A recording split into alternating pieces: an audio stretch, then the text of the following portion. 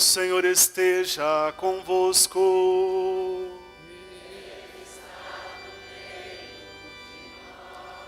Proclamação do Evangelho de Jesus Cristo, segundo João.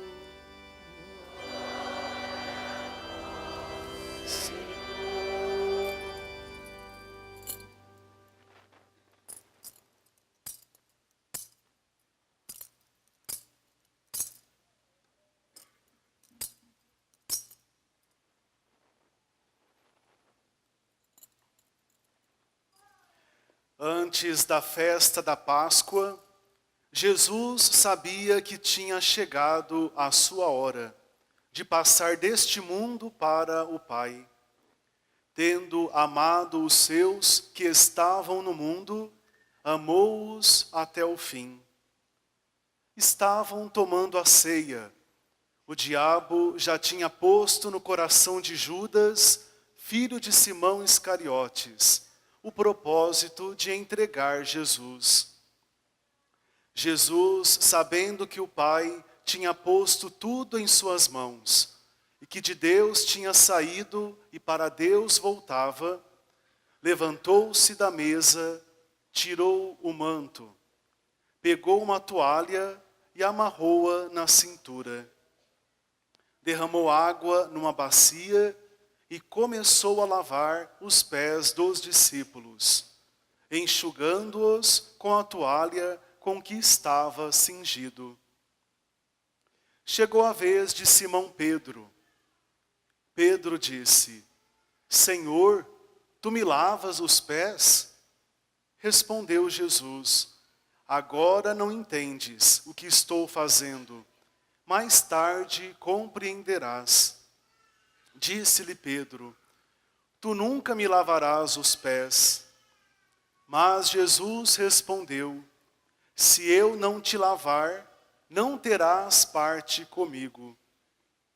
Simão Pedro disse: Senhor, então lava não somente os meus pés, mas também as mãos e a cabeça. Jesus respondeu: quem já se banhou não precisa lavar senão os pés, porque já está todo limpo. Também vós estáis limpos, mas não todos. Jesus sabia quem o ia entregar. Por isso disse: nem todos estáis limpos. Depois de ter lavado os pés dos discípulos, Jesus vestiu o manto e sentou-se de novo. E disse aos discípulos: compreendeis o que acabo de fazer? Vós me chamais Mestre e Senhor, e dizeis bem, pois eu o sou. Portanto, se eu, o Senhor e Mestre, vos lavei os pés, também vós deveis lavar os pés uns dos outros. Dei-vos o exemplo, para que façais a mesma coisa que eu fiz. Palavra da salvação.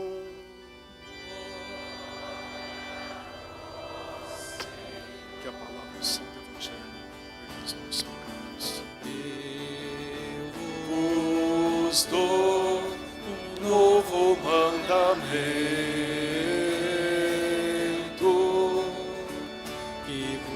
Ameis uns aos outros, assim como eu vos amei, diz o Senhor. Nós os adoramos, ó Cristo, e vos bendizemos, porque pela vossa santa cruz remistes o mundo. Queridos irmãos, queridas irmãs, tendo amado os seus que estavam no mundo, o Senhor amou-os até o fim. Que bom, meus queridos, estarmos unidos nesta primeira noite do Tríduo Pascal. Queremos, de fato, percorrer com o Senhor o mistério da sua paixão, morte e ressurreição. Com essa celebração, meus irmãos, a igreja dá início ao grande tríduo pascal. E eu gostaria de refletir 3 aspectos que eu considero importantes para esta santa celebração, este início do tríduo pascal. Uma breve reflexão sobre a última ceia do Senhor com os seus apóstolos. Depois, a instituição da Sagrada Eucaristia e, consequentemente, também do ministério sacerdotal. E, por fim, refletir com vocês sobre este testamento, essa herança tão bonita e profunda que o Senhor nos deixou, o mandamento novo de nosso Senhor Jesus Cristo. Pois bem, meus irmãos, acerca da última ceia do Senhor com os seus apóstolos. Nós ouvimos na primeira leitura o relato da Páscoa judaica, o rito, como se dava a celebração da Páscoa. Sabemos que a Páscoa era a principal festa para os judeus, e ela foi instituída para comemorar a libertação do povo de Israel da escravidão no Egito. Foi um marco fortíssimo na história dos israelitas, quando eram escravizados pelo poder do faraó no Egito. E o Senhor agiu com um braço forte, libertando-os da escravidão lá do Egito. E a primeira leitura terminava assim: este dia será para vós uma festa memorável, em honra do Senhor, que haveis de celebrar por todas as gerações, como instituição perpétua. Então até hoje, na verdade, os judeus celebram a Páscoa, justamente lembrando esta libertação da escravidão do Egito. Os judeus, na verdade, meus irmãos, têm a obrigação de celebrar esta festa para manter viva a memória do seu nascimento como povo de Deus. Porque justamente a partir da libertação do Egito, que o povo de Israel se descobriu como um povo pertencente a Deus. Nasceu ali então uma identidade de povo eleito, de povo santo, de povo escolhido do Senhor para testemunhar as suas maravilhas no meio do mundo. Jesus, meus irmãos, encarregou os seus discípulos prediletos. Quais eram eles? Pedro, nosso querido padroeiro, e o discípulo amado, João. E os encarregou de preparar as coisas necessárias. Jesus também celebrava a famosa, chamada Páscoa judaica. Então os 2 apóstolos, Pedro e João, eles fazem os preparativos com todo o cuidado. Depois de terem levado o cordeiro ao templo, a fim de imolá-lo, vão à casa onde terá lugar a ceia para assá-lo. Preparam também a água para as abluções, que eram as purificações, as ervas amargas, que representavam a amargura no tempo da escravidão no Egito, os pães ázimos, que recordavam que os seus antepassados não os tinham pela pressa com que tinham saído do Egito, o vinho e tantas outras coisas.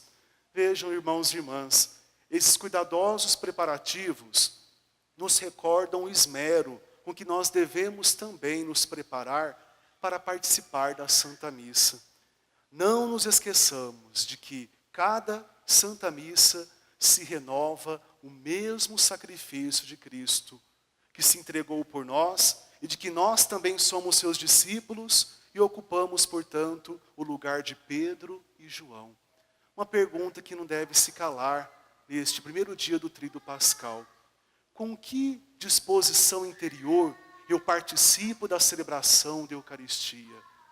Eu realmente reconheço que no pão e no vinho consagrados, ali eu encontro o Deus da vida, eu encontro o mesmo Cristo que os apóstolos encontraram lá no cenáculo, no lugar onde eles celebraram a última ceia? Para a gente se questionar, meus irmãos, que valor, que amor eu demonstro à Sagrada Eucaristia.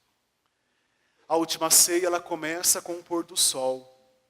E São João nos diz que Jesus desejava ardentemente comer essa Páscoa com os seus discípulos. É isso, meus irmãos, eis uma palavra-chave: celebrar a Eucaristia com um coração ardoroso. Nós nem conseguimos imaginar o tamanho da festa no céu, quando aqui na terra nos encontramos em torno do altar para a celebração da Eucaristia. Sabe por quê, meus irmãos? A Eucaristia não é invenção humana. A Eucaristia brotou do coração de Cristo, do seu lado aberto na cruz. Quando o soldado romano transpassou a lança no seu peito, jorraram do coração do Cristo sangue e água. A água nos lembra o batismo, o sangue, a sagrada Eucaristia. Então o próprio Cristo instituiu a Eucaristia para nós. E Ele deseja, como a última ceia com os apóstolos, celebrar ardentemente sempre conosco. E vejam, que coisa triste, nem sempre temos a mesma alegria, a mesma disposição interior para vir à igreja. Por exemplo, meus irmãos, quantas vezes trocamos a celebração da missa por quaisquer outras coisas do mundo? O futebol, um capítulo final de uma novela, um filme, uma festa de aniversário. Numa escala de valores, podemos assim imaginar que lugar ocupa Jesus Eucarístico na nossa vida. Para a gente refletir. Naquela mesa santa do cenáculo, o cenáculo é o lugar onde Jesus celebrou a última ceia. De forma simbólica, já estava presente ali a entrega amorosa de Cristo no Calvário. Tudo que o Senhor haveria de fazer no dia seguinte, Ele o fez de forma ritual e simbólica na celebração da última ceia. É isso que nós celebramos este momento sagrado, meus irmãos. É um momento de saudade, de aconchego e despedida. Por isso, o coração ardoroso de Jesus, desejei ardentemente celebrar esta ceia convosco. Ele quis, na verdade, se despedir dos apóstolos e lhes confiar o maior patrimônio, a maior riqueza que alguém pode receber, a Eucaristia. Durante a ceia, o Senhor surpreende a todos com uma atitude de humildade e de serviço. Quando tira o manto, cinge os rins com uma toalha, se ajoelha e executa uma tarefa que apenas os grandes escravos faziam. Se dignou a lavar os pés dos seus discípulos, dos seus santos apóstolos. Meus irmãos, lavando os nossos pés, o Senhor revelou de modo admirável o seu desejo de nos servir, porque na pessoa de cada apóstolo ali presente, na última ceia, era eu, era cada um de vocês. Então Jesus se digna a fazer o serviço do escravo, dos chamados servos inúteis, lava os pés para revelar a que veio a este mundo. Ele não veio para ser servido. Ele veio para servir e colocar a sua vida à disposição de todos. E não somente um grupo, mas de todas as pessoas. Toda a humanidade é digna de ser amada, acolhida e servida pelo Cristo Jesus. O que Cristo fez pelos seus pode se resumir nestas breves palavras de São João: amou-os até o fim. Então esse gesto, meus irmãos, de serviço e humildade, de lavar os pés dos apóstolos, Jesus estava demonstrando de forma simbólica o que ele haveria de fazer no dia seguinte. Porque ele lavou os pés nossos quando na cruz derramou sangue para nos salvar e arrancar do pecado. Hoje é um dia então apropriado para meditarmos nesse amor de Jesus por cada um de nós. E mais ainda, de pensarmos como tem sido a nossa resposta.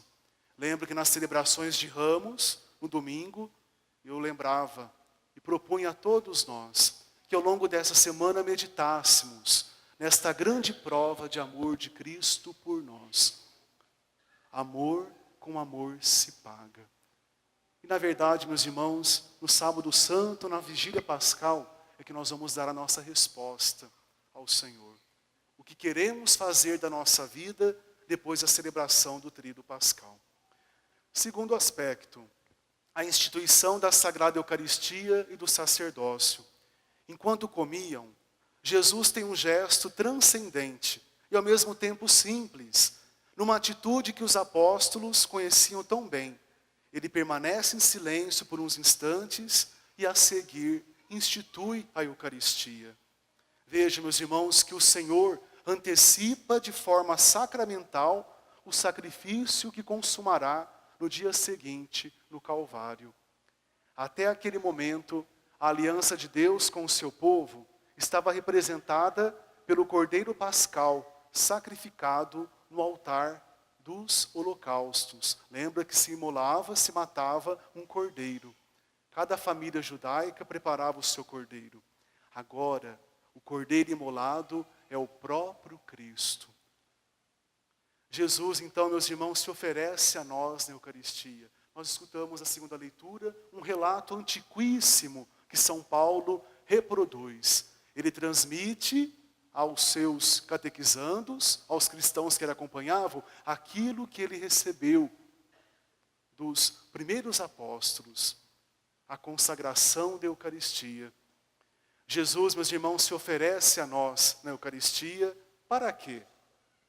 Para nos fortalecer na nossa fraqueza, para nos acompanhar na nossa solidão. E a Eucaristia, vamos guardar isso. A Eucaristia é uma antecipação do céu aqui na terra. Já me lembro, meus irmãos, de ter dito a vocês em outras ocasiões aqui na paróquia.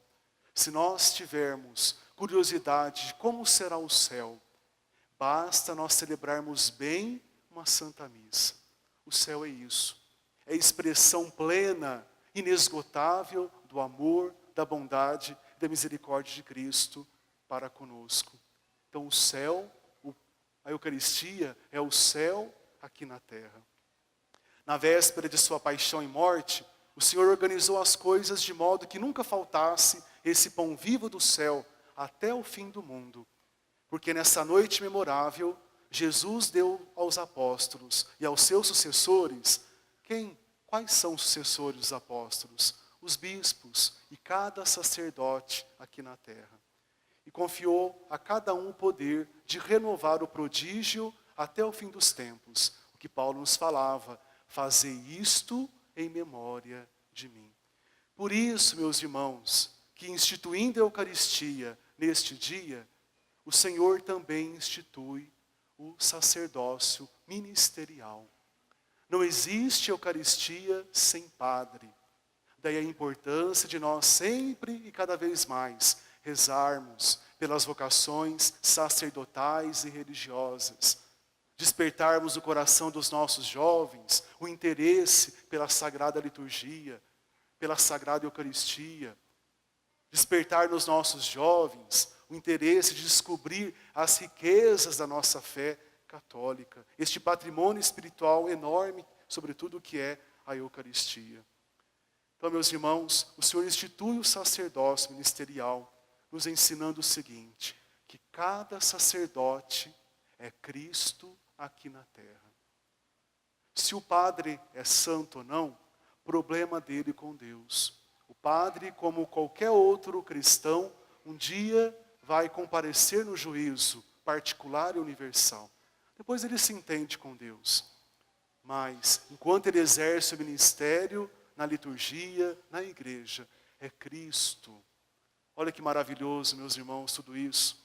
Cristo, o mesmo que agiu em Nazaré, o mesmo que estava com os apóstolos lá no cenáculo da última ceia, se digna estar presente através da figura do sacerdote, do padre. Sem Eucaristia, sem sacerdote, não há Eucaristia. Então rezemos pela perseverança dos nossos sacerdotes. Jesus, meus irmãos, permanece conosco para sempre na Sagrada Eucaristia, com sua presença real, verdadeira e substancial. E por fim, já concluindo, o mandamento novo do Senhor. Qual que é o mandamento novo? Qual que é? O amor. Amai-vos uns aos outros, assim como eu vos amei. Vai nos dizer o Senhor, nisto conhecerão todos que sois os meus discípulos, se vos amardes uns aos outros, assim como eu vos amei. Jesus fala aos apóstolos da sua partida e é então que anuncia o seu testamento, o mandamento novo. Amai-vos uns aos outros, assim como eu vos amei. Por que mandamento novo? Porque cada vez que a gente acolhe este mandato de Cristo, ele é novo porque nos faz sair daquilo que nos torna velhos espiritualmente diante de Deus, que são os nossos pecados, o nosso egoísmo. Meus irmãos, quando eu acolho o mandamento do amor, eu combato em mim um homem velho, acomodado, um homem no pecado, e procuro corresponder aos apelos de Deus. São Tomás de Aquino vai dizer que o amor é o caminho para seguir a Deus mais de perto. Quem quer seguir o Senhor e servi-lo de todo o coração, não há caminho melhor, senão o caminho do amor, da caridade.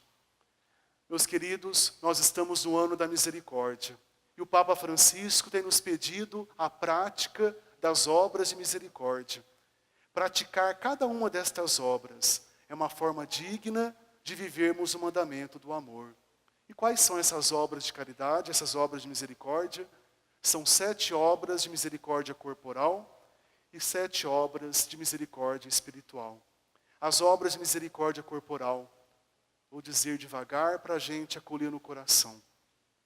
Dar de comer aos famintos, dar de beber aos sedentos, vestir os nus, acolher os peregrinos, dar assistência aos enfermos, visitar os presos e enterrar os mortos.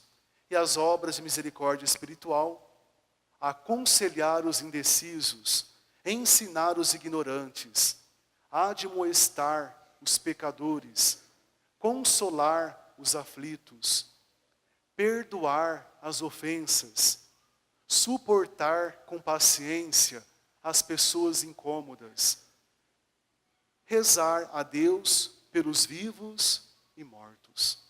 Amém?